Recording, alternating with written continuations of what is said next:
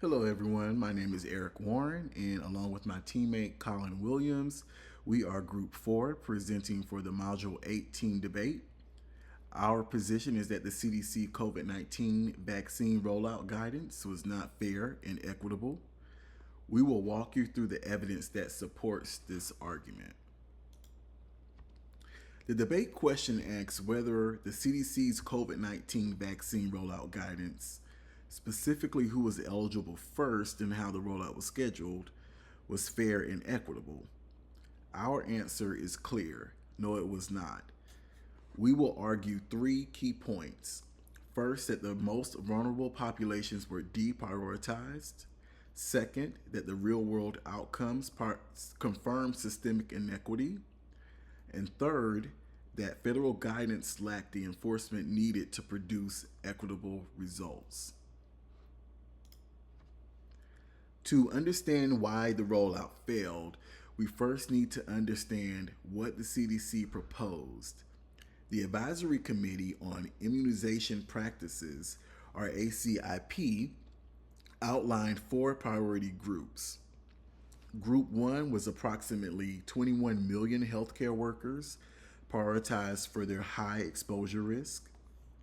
Group 2 was 87 million essential workers in food, agriculture, transportation, education, and law enforcement. Group 3 was 100 million adults with high risk medical conditions such as diabetes, obesity, and cardiovascular disease. And Group 4 was 53 million adults aged 65 and older. On paper, this framework appeared structured, but as we will show, the execution told a very different story. This data tells a critical part of our story. When we look at COVID 19 deaths per 100,000 people, broken down by race and ethnicity, a stark and undeniable pattern emerges. Black, indigenous, and Hispanic communities experience disproportionately higher death rates compared to their white counterparts. These are the very communities that should be centered in the rollout from the very beginning. Instead, the guidance failed to explicitly protect them. This disparity illustrates this data further illustrates the disparity. Even as vaccines became available, the rollout did not reach minority communities at the same rate as white communities. The gap between who was dying and who was getting vaccinated first is not a coincidence. It is the direct result of a system that did not make equity a priority from the start. Looking further at the data, we can see this disparity played out consistently across multiple states. The pattern is not isolated to one region or one community. It was a nationwide failure that reflected the structural inequities already embedded in our healthcare system. These scatter plots show the relationship between each state's level of structural racism and the size of the vaccination gap between white residents and black or Hispanic residents. The positive correlation is clear. States with the higher levels of structural racism had larger racial gaps in vaccination rates. This is not a coincidence. Vaccine rollouts were disproportionately received by white communities compared to minorities across the country. The percentage difference being positive in only 2 states for the black community and 4 states for the Hispanic community makes that disparity impossible to ignore. Access was not equal, and the CDC rollout was not equitable. So, why did this happen? Because the federal guidance lacked the teeth needed to ensure equity. There were 64 jurisdictions, states, territories, and large cities that each allowed to develop their own plan.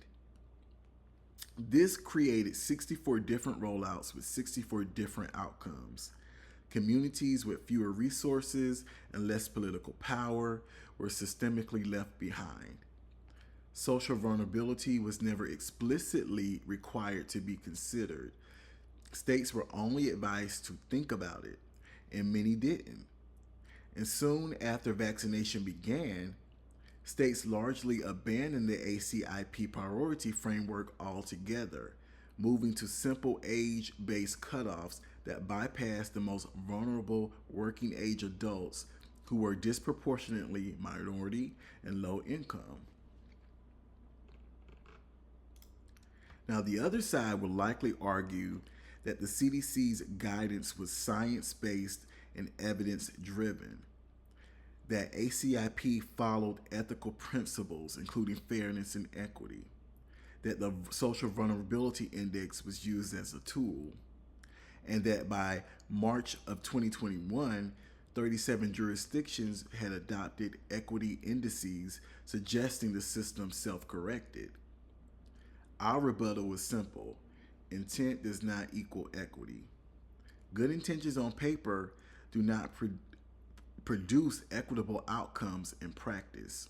The CDC's guidance allows states to ignore equity entirely, and many did. And self correction after the fact is not proof of success, it is an admission of failure. Marginalized communities should not have to wait while the system catches up. They were already dying at higher rates. In conclusion, the CDC COVID-19 vaccine rollout was not fair and equitable.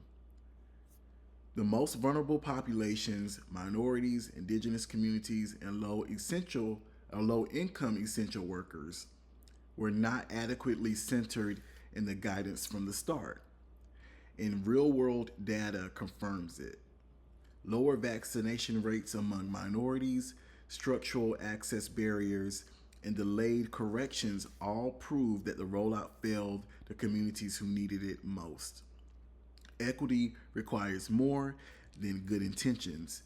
It demands enforceable action that must put the vulnerable first, and that did not happen here. Thank you.